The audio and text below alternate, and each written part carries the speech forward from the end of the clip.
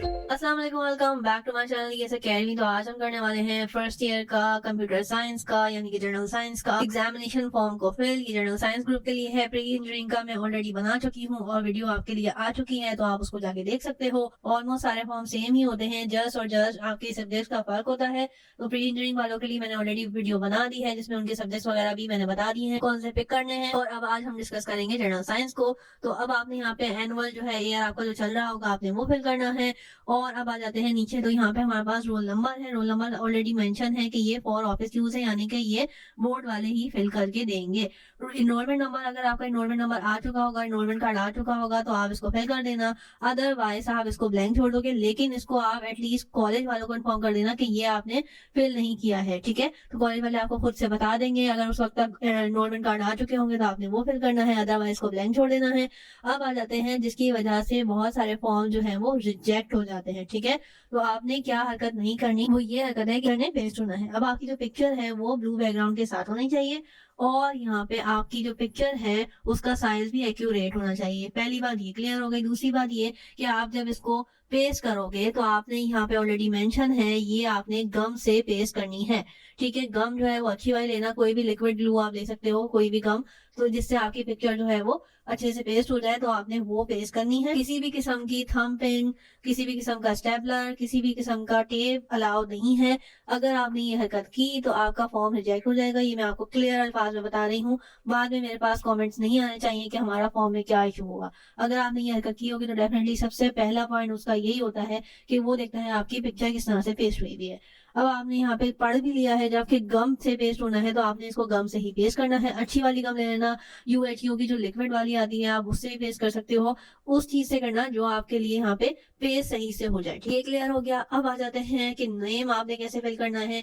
Name का बहुत बहुत ज्यादा बच्चों का इशू आता है हर फॉर्म में ही, क्योंकि उनको यहाँ पे इन बॉक्सेस के अंदर फिल करना नहीं आता। तो मैं आपको बताती हूँ कि क्या चीजें हैं। 3 चीजें हैं नाम फिल करने के लिए। आपने 3 गलतियों को नहीं करना। पहली गलती ये है कि आपने जो है इसकी स्पेलिंग में मिस्टेक नहीं करनी। फॉर्म फिल करने से पहले एक रफ कॉपी ले लो, उसके अंदर आपने सारी चीजें जो है वो पेंसिल से फिल अप करते जाओ स्पेलिंग के साथ, ताकि जस्ट आपने कॉपी से देख के इसमें फिल करना हो, ठीक है, ताकि स्पेलिंग मिस्टेक जो भी चांस है वो ना हो। उसके अलावा दूसरी जो गलती बच्चे करते हैं, इनरोलमेंट फॉर्म में मुझे बहुत कमेंट आए हैं कि मिस हमने जो है नाम में अपने मोहम्मद नहीं लिखा या सैयद नहीं लिखा या स्पेलिंग मिस्टेक हो गई। तो देखिए मैं आपको यहाँ पे सिर्फ और सिर्फ बता सकती हूँ कि आपने इसको कैसे फिल करना है, क्या गलतियां नहीं करनी, ठीक है।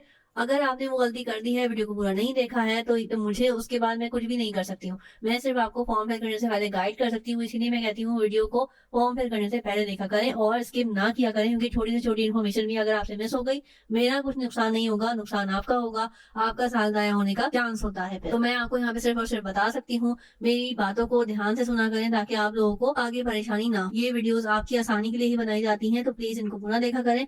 अब आ जाती है बात नेम की। नेम आपने कैसे फिल करना है। एक बात ये हो गई कि स्पेलिंग मिस्टेक नहीं होनी चाहिए। दूसरी बात ये हो गई कि आपने जो भी चीज फिल करनी है वो ध्यान से करनी है। अब तीसरी बात आ जाती है कि इस बॉक्सेस के अंदर किस तरह से फिलअप करना है। तो पहली बात कि आपने यहाँ पे इसको कैपिटल लेटर्स में फिल करना है।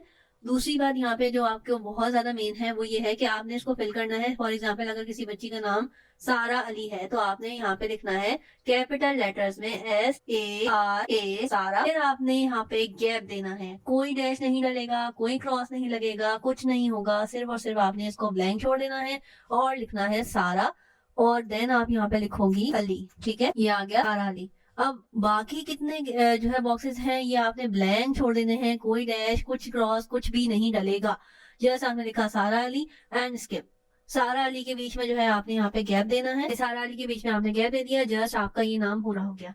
नाम को पूरा फिल करिएगा, क्योंकि जो भी आपका फुल नेम होता है वही आपके डॉक्यूमेंट्स में आएगा, मार्कशीट में आएगा। केयरफुली फिल करना है। अब आ जाते हैं कि जी फादर नेम कैसे फिल करना है। ऑलरेडी यहाँ पे अगर आप देखें तो मेंशन भी है कि ब्लॉक लेटर्स यानी कि कैपिटल लेटर्स में फिल करना है। फादर नेम कैसे फिल करेंगे ये मैं आपको यहाँ पे बता देती हूँ। अब फादर का नाम फॉर एग्जाम्पल अली खान है तो यहाँ पे आपने लिखना है ALI अली, आपने गैप छोड़ना है, देन आपने फिल करना है कैपिटल लेटर्स के अंदर खान। ये आ गया आपका अली खान और आपने बाकी के बॉक्सेस एज इट इज छोड़ देने हैं। अब आपके पास आ गया डेट ऑफ बर्थ कैसे फिल करनी है। तो भाई डेट ऑफ बर्थ फिल करने के लिए सबसे पहले आपके पास यहाँ पे डेट आती है। फॉर एग्जाम्पल यहाँ पे 11th किसी की डेट है तो यहाँ पे आ गई 11th।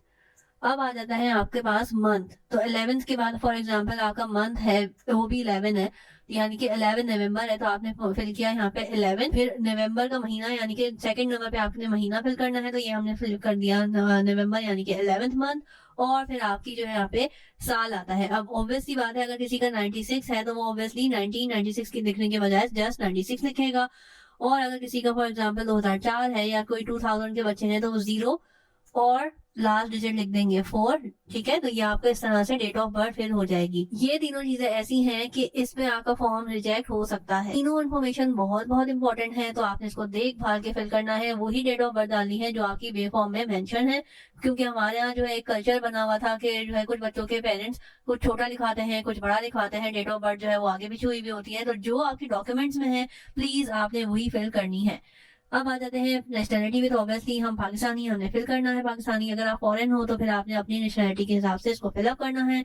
अब आ जाते हैं मेल या फीमेल, तो मेल और फीमेल में आपने यहाँ पे टिक भी करना है और उसको कैपिटल लेटर्स में फिल भी करना है। सिमिलरली यहाँ पे रिलीजन, हम मुस्लिम है तो हमने कैपिटल लेटर्स में मुस्लिम करना है। अदरवाइज अगर आप जो भी रिलीजन से ताल्लुक रखते हो तो आपने उसको कैपिटल लेटर्स में ही फिल करना है, स्पेलिंग मिस्टेक बिल्कुल नहीं करना। रिलीजन आपका थोड़ा सा बॉक्स से बाहर जा सकता है, लेकिन प्लीज उसको क्लियर लिखना, ठीक है। उसके बाद आते हैं रेजिडेंशियल एड्रेस। तो भाई ये बहुत बहुत इंपॉर्टेंट आपका पॉइंट है रेजिडेंशियल एड्रेस, क्योंकि अक्सर चीजें जो है वो यही डाटा आपके पास जो बोर्ड के पास आता है वो यही डाटा होता है। इसी पे ये आपकी जो मार्कशीट है या कुछ और भी आपने जो पोस्ट करवाना होता है वो फिर यही मसला होता है कि आपने रेजिडेंशियल एड्रेस को यहाँ पे फिल करना होता है और बिल्कुल एक्यूरेट चाहिए होता है, क्योंकि काफी बच्चे स्ट्रीट जो है वो कुछ और लिख रहे हैं, कोई स्ट्रीट पर लिख रहा होता है, कोई एरिया का नाम पहले लिख रहा होता है। ये गलतियां आपने नहीं करनी। रेजिडेंशियल एड्रेस के लिए मैंने एनरोलमेंट टाइम पे भी बताया था कि आपने क्या फिल करना होता है और कैसे फिल करना होता है। किसी भी किस्म का जो आपके घर का बिल हो, फॉर एग्जांपल इलेक्ट्रिसिटी बिल है या गैस बिल है, तो आपने जस्ट उसको लेना है और जो भी रेजिडेंशियल एड्रेस उस पर मेंशन है, फॉर एग्जांपल यहाँ एरिया का नाम है, फिर आपने गैप छोड़ना है, फिर आपकी स्ट्रीट आ गई, फिर आपका ब्लॉक आ गया, तो ये सारी चीजें आपने देखभाल के फिल करनी है। जहाँ पे गैप आएगा वहां पे आप क्या करोगे, बॉक्सेस छोड़ दोगे। 1 से 2 भी छोड़ सकते हो। अगर आपके एरिया का नाम बहुत ज्यादा बड़ा नहीं है तो आप इजीली 2-2 बॉक्सेस छोड़ के भी काम कर सकते हो। लेकिन प्लीज एरिया बिल्कुल ध्यान से लिखना, स्ट्रीट ध्यान से लिखना, हाउस नंबर जो है वो भी ध्यान से लिखना। तो ये आपने इलेक्ट्रिसिटी बिल से देख के ही लिखना है। अब आ जाते हैं नेम ऑफ कॉलेज। तो नेम ऑफ कॉलेज देखें, जो गवर्नमेंट कॉलेजेस के बच्चे हैं वो मेरी बात बहुत बहुत ध्यान से सुने, क्योंकि गवर्नमेंट कॉलेजेस में मोस्टली जो नाम है वो क्या है, गवर्नमेंट डिग्री कॉलेज। फिर आपकी बात जो भी कैंट है या आदमजी है या कोई और सा भी जो भी कॉलेज है तो वो आता है। तो आपने ये 3 चीजें बहुत ध्यान से लिखनी है, क्योंकि सारे गवर्नमेंट कॉलेजेस के जो नाम है वो इसी से ही शुरू हो रहे हैं। फिर आपने क्या लिखना है, गवर्नमेंट डिग्री कॉलेज, और फिर आपने अपने कॉलेज का नाम लिखना है। अब एक और गलती जो बच्चे करते हैं वो ये करते हैं कि इवनिंग और मॉर्निंग जो शिफ्ट जिन कॉलेजेस में लग रही होती है वो नहीं लिखते। तो वो आप प्लीज काइंडली लिख लीजिएगा। अगर किसी कॉलेज में मॉर्निंग और इवनिंग शिफ्ट होती है तो वो आपने डेफिनेटली मेंशन करनी है, क्योंकि आपके पूरे कॉलेज का नाम ही यहाँ पे चाहिए। जिनकी मॉर्निंग इवनिंग शिफ्ट का कोई मसला नहीं है वो एज इट इज पूरा अपना नाम लिखें और आगे बढ़ जाए। एनआईसी नंबर क्या होता है, एनआईसी बहुत सारे बच्चों का तो एनआईसी बन चुका होता है, लेकिन कुछ बच्चों का जिनका नहीं होता वो अपना बे फॉर्म नंबर जो है यहाँ पे डालेंगे, वही आपका एनआईसी नंबर होता है। होपफुली आपको ये बात यहाँ पे क्लियर हो गई होगी, क्योंकि एनआईसी नंबर यहाँ पे जो मेंशन है वो बच्चे कंफ्यूज हो जाते हैं कि मेरे हमारा तो एनआईसी नंबर नहीं है। तो प्लीज आपने यहाँ पे इसको बे फॉर्म नंबर में ही कन्वर्ट कर देना है, बे फॉर्म नंबर फिल कर देना है। कॉन्टेक्ट नंबर, मैंने ये बात इन्वोल्वमेंट फॉर्म में भी बताई थी कि आपने कॉन्टेक्ट नंबर वो फिल करना है जो आपके यूज में हो, जो एक्टिव हो, जिसपे अगर कॉल आए तो आप इसको रिसीव कर सको, चाहे वो आपके पेरेंट का हो चाहे वो आपके खुद का हो। आपने वो नंबर देना है जो एक्टिव हो। क्लियरली इसको डिजिट्स ध्यान से फिल करने हैं और इसको फिलअप करना है। अब आ जाते हैं मार्क ऑफ आइडेंटिफिकेशन में। बहुत सारे बच्चों का फॉर्म इसी वजह से लेट होता है कि बच्चे जो है वो कंफ्यूज हो रहे होते हैं मार्क ऑफ आइडेंटिफिकेशन में। अब यहाँ पे लिखा हुआ है already must be written otherwise the form will be rejected. तो यहाँ पे आपने कोई भी अपनी फेस पे अगर कोई मोल है यानी कि तिल है, कोई भी आपका हाथ पे कोई तिल है या कोई भी स्कार है, अगर चोट का निशान है कहीं फेस पे है कहीं हाथ पे है तो वो आप इजीली यहाँ पे दे सकते हो। और कोई भी किस्म का स्कार, डेफिनेटली आपके बच्चों में कहीं ना कहीं चोट लगती है तो वहां पे आपका कोई ना कोई निशान होता है, तो आप वो देख सकते हो और देख के आगे बढ़ जाए। अब आगे आपके पास पोस्ट कोड। तो ये बच्चे बहुत कंफ्यूज हो रहे थे, इसका मैं तरीका आपको वीडियो के एंड में लास्ट में बता दूंगी। जो भी आपका पोस्ट कोड होगा वो आप यहाँ पे फिल कर दोगे। किस तरह से पता करोगे अपने एरिया का कोड वो मैं आपको इस वीडियो में बता दूंगी, तो आपने उस तरह से सर्च करके यहाँ पे फिल करना है। अगेन ये भी बहुत ज्यादा इंपॉर्टेंट है, क्योंकि अगर आपकी कोई भी डॉक्यूमेंटेशन बोर्ड की तरफ से पोस्ट होनी होती है, कोई भी इन्विटेशन है या कोई भी मार्कशीट वगैरह का कोई भी इशू है, तो वो बोर्ड फिर आपका यही पोस्ट कोड देख के ही आपको सेंड करना है। तो ये लाजमी चीज है इस लिहाज से, ठीक है। अब आ जाते हैं कि प्रीवियस जो आपके एग्जाम्स हैं वो उसकी इन्फॉर्मेशन चाहिए उसको। तो यहाँ पे हम जो बात करते हैं वो ये है कि यहाँ पे मैट्रिक इन्फॉर्मेशन देनी है, मैट्रिक में आपने किस नंबर से किया, यानी कि यहाँ पे बोर्ड देना है, बोर्ड आपने कराची बोर्ड था, सिंध बोर्ड था, सरकार बोर्ड था या कोई और बोर्ड था, वो आपने यहाँ पे मेंशन करना है। सिमिलरली रोल नंबर बहुत ही क्लियर होकर देना है, क्योंकि यही इन्फॉर्मेशन है जो आपकी फर्स्ट ईयर में जाती है, बोर्ड की तरफ आप रजिस्टर होते हो। ग्रुप आपका यूजुअली मैट्रिक के अंदर बायो या कंप्यूटर साइंस ही होता है, तो वो आपने जो भी था वो मेंशन करना है, ईयर मेंशन करना है और ग्रेड और मार्क्स ध्यान से फिल करने हैं। ईयर भी आप इजीली जो है अपनी मार्कशीट पे देख सकते हो। ग्रेड और मार्क्स के लिए आपने मार्कशीट का ही हेल्प लेनी है।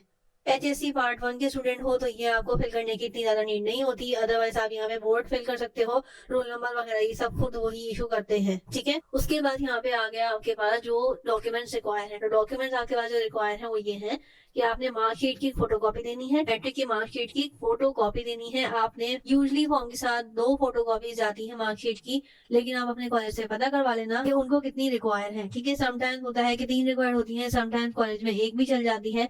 तो यूजली जो है जो मोस्ट कॉमन है वो 2 है, लेकिन आप अपने कॉलेज से पता कर लेना, 2 कॉपी करवा के ले जाना, क्योंकि 2 से कम तो बहुत ही रेयर होता है कि आपको रिक्वायर। उसके बाद आ जाता है कि आपने फोटोकॉपी भेजनी है एडमिशन स्लिप की। अब एडमिशन स्लिप वो होती है जो आपको at the time of admission college अपनी तरफ से इशू करता है, जिसपे कॉलेज का नाम होता है और रसीद टाइप की सी होती है, ठीक है।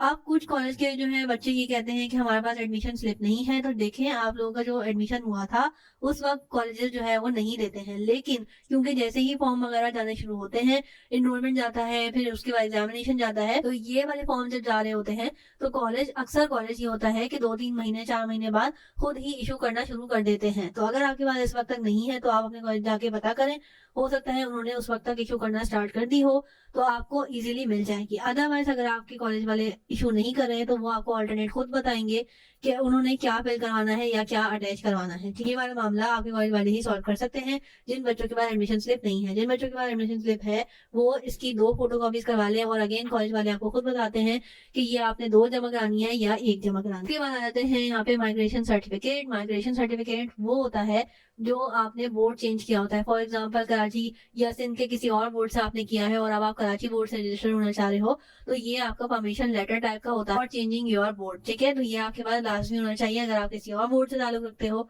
और फोटो कॉपी चाहिए होती है एनरोलमेंट कार्ड की। अगर आपके पास एनरोलमेंट कार्ड इशू हो गया होगा तो डेफिनेटली आपकी फोटो कॉपी जाएगी एनरोलमेंट कार्ड की। और अब आते हैं यहाँ पे जो एक डॉक्यूमेंट नहीं लिखा हुआ वो है आपकी फोटोग्राफ्स, ठीक है। 2 आपने फोटोग्राफ मिनिमम करवा के रखनी है, 2 बैकग्राउंड के साथ। मोस्टली फॉर्म के साथ यहीं पे एक जो पिक्चर पेस्ट होती है वही जाती है, लेकिन समटाइम्स ये होता है कुछ कॉलेज वाले एक्स्ट्रा के तौर पे 2 फोटोग्राफ जो है वो लाजमी तौर पे मांगते हैं, तो वो आपने अपने कॉलेज से पता करनी है और 2 फोटोग्राफ लेके जानी है, ठीक है। फोटोग्राफ आपने 2 साथ लेके जानी है। उसके बाद आ जाते हैं यहाँ पे कि अब आपने सब्जेक्ट कौन से फिल करने हैं। सब्जेक्ट कौन से फिल करने हैं, प्री इंजीनियरिंग के बारे में मैं ऑलरेडी वीडियो बना चुकी हूँ। अब कंप्यूटर साइंस के ऊपर, तो कंप्यूटर साइंस में भी अगेन आपने उर्दू नॉर्मल ही रखनी होती है, क्योंकि ये आपके नॉर्मल कैंडिडेट्स के लिए होती है, ठीक है, जो बोर्ड के नॉर्मल कैंडिडेट्स होते हैं, ठीक है। अब बाकी 2 उर्दू के हमारे पास ये हैं, तो ये इसके लिए बोर्ड की खास परमिशन चाहिए होती है। उनके साथ कोई ना कोई और मसला जरूर होता है, या तो वो बोर्ड चेंज होता है उनका, या वो फॉरेनर होते हैं, या कुछ उनकी जो है वो मदर लैंग्वेज जो है उर्दू नहीं होती, तो इस वजह से उनको बोर्ड की तरफ से ही इशू कराया गया होता है, तो देन आप सेलेक्ट कर सकते हो। अदरवाइज अगर आप नॉर्मल स्टूडेंट हो और उर्दू बोलने वाले हो तो आपने उर्दू नॉर्मल पे ही टिक करना होता है जो आपके कॉलेजेस वगैरह में पढ़ाई जाए। बाकी उस पर आपने बिल्कुल टिक शेक नहीं करना, क्रॉस नहीं करना, इसको गंदा नहीं करना, ठीक है। तो ये हमारे पास आ गया जस्ट उर्दू नॉर्मल पे हमने टिक कर दिया। अब आ जाते हैं गैर मुल्की उम्मीदवारों के लिए, तो ये ऑलरेडी उन्होंने मेंशन भी कर दिया है फॉर फॉरेन कैंडिडेट्स हिस्ट्री और कल्चर ऑफ पाकिस्तान। ये सिर्फ कैंडिडेट्स को पढ़ाया जाता है जो फॉरेन हो, यानी कि बाहर से आए हुए होते हैं। आप लोगों के लिए ये पीएचडी के तौर पे आपके पास ये सब्जेक्ट होता है, और ये फर्स्ट ईयर में है भी नहीं। फर्स्ट ईयर के बाद आपने सेकंड ईयर में जब आप जाएंगे तो आपके पास पीएचडी होगा, तो आपने वो टिक करना होगा। अभी फिलहाल आपने इसमें से कुछ भी टिक नहीं करना है। अंग्रेजी आम, यानी कि अंग्रेजी आम अगेन इंग्लिश नॉर्मल और उर्दू नॉर्मल का ही आपका पेपर होता है जो नॉर्मल कैंडिडेट्स होते हैं। और अगर आपके पास बोर्ड की एडवांस परमिशन है तो देन आप इसको इंग्लिश एडवांस को टिक करोगे। अदरवाइज अगर आप नॉर्मल स्टूडेंट हो तो इंग्लिश नॉर्मल पे ही टिक करना है। अब आ जाते हैं कि ये आपने इस्लामियत और इल्म शहरत, यानी कि ये आपका ऑलरेडी मेंशन भी है कि अगर आप मुस्लिम हो तो डेफिनेटली आपने इस्लामियत वाले बॉक्स पे टिक करना है। अदरवाइज आपका अगर नॉन मुस्लिम हो तो फिर आप सिविक्स लोगे, यानी कि सिविक्स वाले बॉक्स पे टिक करोगे। ये तीनों हो गए आपके पास कंपलसरी सब्जेक्ट्स। अब आ जाते हैं यहाँ पे ऑप्शनल सब्जेक्ट्स में। तो ऑप्शनल सब्जेक्ट्स हमारे पास यहाँ पे क्या होते हैं, रियाजी यानी कि मैथमेटिक्स, ये आपके पास कंपलसरी है, ठीक है। मैथ्स जो है आपका जनरल साइंस वालों के लिए, प्री इंजीनियरिंग वालों के लिए मैथ्स होती है, तो ये आपने यहाँ पे टिक करना है। थ्योरी पे मैथ्स का प्रैक्टिकल होता ही नहीं है, तो उन्होंने ऑटोमेटिकली क्रॉस दे दिया है। प्री इंजीनियरिंग वालों में यहाँ पे क्रॉस नहीं था, तो हमने खुद से क्रॉस लगा दिया था, क्योंकि अगर आप ब्लैंक छोड़ोगे बॉक्स तो वो सही नहीं लगेगा, तो इसलिए आपने प्री इंजीनियरिंग वालों ने यहाँ पे क्रॉस लगाना है। कंप्यूटर साइंस के स्टूडेंट को ऑलरेडी आपके पास लगा हुआ है, आपने सिर्फ और सिर्फ थ्योरी वाले पे टिक कर देना है। उसके बाद आ जाते हैं फिजिक्स। तो अगर आपने फिजिक्स ली है तो आप इसके प्रैक्टिकल और थ्योरी दोनों पे टिक करोगे, ठीक है। उसके बाद कंप्यूटर साइंस के स्टूडेंट हैं तो डेफिनेटली आपने कंप्यूटर साइंस भी ली होगी, तो इसमें भी आपने प्रैक्टिकल और थ्योरी दोनों देनी है। स्टैटिक्स बहुत सारे बच्चे जो है लेते नहीं है, लेकिन अगर जिन बच्चों ने ली है तो आपने इसको ध्यान से टिक करना है, ठीक है। उसके अलावा सिमिलरली इकोनॉमिक्स का भी प्रैक्टिकल नहीं होता। अगर आप इकोनॉमिक्स के स्टूडेंट हो तो आपने इकोनॉमिक की थ्योरी पे टिक करना है। जियोलॉजी, अगर आप जियोलॉजी के स्टूडेंट हो तो आपने इस पे टिक करना है, और ज्योग्राफी के स्टूडेंट हो तो आपने इस पे टिक करना है। ये सारे जो है वो ऑप्शनल सब्जेक्ट्स हैं। जो सब्जेक्ट्स मैंने आपको बताए थे वो मैंने आपको ऑलरेडी यहाँ पे बता दिए। नॉर्मली जो है 80-90% बच्चे यही सब्जेक्ट लेते हैं, तो मैंने इनका यहाँ पे डिस्कस कर दिया है। रियली होप सो कि आप लोगों को यहाँ पे समझ आया होगा। अब चलते हैं नीचे और देखते हैं फॉर्म में और क्या बचा है। दस्तखत उम्मीदवार का मतलब होता है आपने, कैंडिडेट ने अपने सिग्नेचर करने हैं, तो आपने यहाँ पे वो सिग्नेचर करने हैं जो कि आपके इजी हो, और जो आप इजीली यहाँ पे करने के बाद अपनी अटेंडेंस शीट में भी एग्जाम के टाइम पे कर सको, क्योंकि यही सिग्नेचर आपके मैच किए जाते हैं फिर अटेंडेंस शीट्स में, ताकि कंफर्मेशन हो जाए। तो आपने ये साइन करने के बाद यही साइन आप कहीं करके रख लें, ताकि आपको भी याद रहे कि किस तरह से आपने साइन किया था, और इसको बिल्कुल भी मुश्किल नहीं बनाना, ताकि आप लोगों को आगे परेशानी ना हो। बाकी सारा ऑफिस वर्क है, ये आपने बिल्कुल भी नहीं करना। कुछ बच्चे जो मुझसे फीस का पूछते हैं, जो ये वाली चीज देख के परेशान हो जाते हैं, तो देखिए उन्होंने ऑलरेडी मेंशन भी किया हुआ है कि ये प्राइवेट कॉलेजेस के लिए है, ये आप लोगों के लिए, गवर्नमेंट कॉलेजेस के बच्चों के लिए नहीं है। जो बच्चे प्राइवेट कॉलेजेस में पढ़ते हैं उन्होंने 2100 रुपए जमा कराने हैं। अब कैसे जमा कराने हैं, उनका यहाँ पे नीचे जो है ये चालान फॉर्म है, ये प्रिंट होगा, देन ये फिल होगा, देन ये जमा होगा, और इसमें भी वही इन्फॉर्मेशन है, नेम है, फादर नेम, कॉलेज वगैरह है, तो ये आप इजीली इसको फिल कर सकते हैं। गवर्नमेंट कॉलेजेस के बच्चे इसको फिल नहीं करेंगे, गवर्नमेंट कॉलेजेस की कोई फीस नहीं जाती है, तो आपने जस्ट इसको फिल करना है, इसका प्रिंट आउट लेना है और सबमिट करवा देना है। यहाँ पे हम देखेंगे कि हमने पोस्ट कोड कैसे जो है वो पता करना है। तो आपने कुछ भी नहीं करना है, यहाँ पे इजीली लिखना है एरिया का नाम, ठीक है। फॉर एग्जाम्पल हम लिख लेते हैं मॉडल पोस्टल कोड, ठीक है। ये आप देख सकते हैं, आप किसी भी एरिया का नाम लिखोगे तो वो ऑटोमेटिकली आपको दे देगा पोस्टल कोड। अदरवाइज अगर ना भी दे तो आपने अपने एरिया का नाम लिखना है और उसके आगे लिखना है पोस्टल कोड। अब आपके पास यहाँ पे मॉडल कॉलोनी का पोस्टल कोड, ये आपने फिल कर देना है। अदरवाइज आपका जो भी एरिया होगा वो आप, फॉर एग्जाम्पल अगर हम यहाँ पे डालते हैं इकबाल का पोस्टल कोड, तो ये आपके पास गुलिशान इकबाल का पोस्टल कोड आ जाएगा। ये आप देख सकते हैं ऑलरेडी हाईलाइटेड भी आ रहा है, और उसके अलावा आपके पास और भी एरिया के साथ साथ आ रहे हैं। तो आपने जो भी इजीली फाइंड करना हो वो आप इस पे अपने एरिया का नाम लिखो, पोस्टल कोड लिखो, और ये आपके पास ऑलरेडी आ जाएगा। तो ये आपने अपने फॉर्म में फिल करना। रियली होप सो कि आप लोगों को ये वीडियो हेल्पफुल रही होगी। तो आप याद रखिएगा। अल्लाह हाफिज।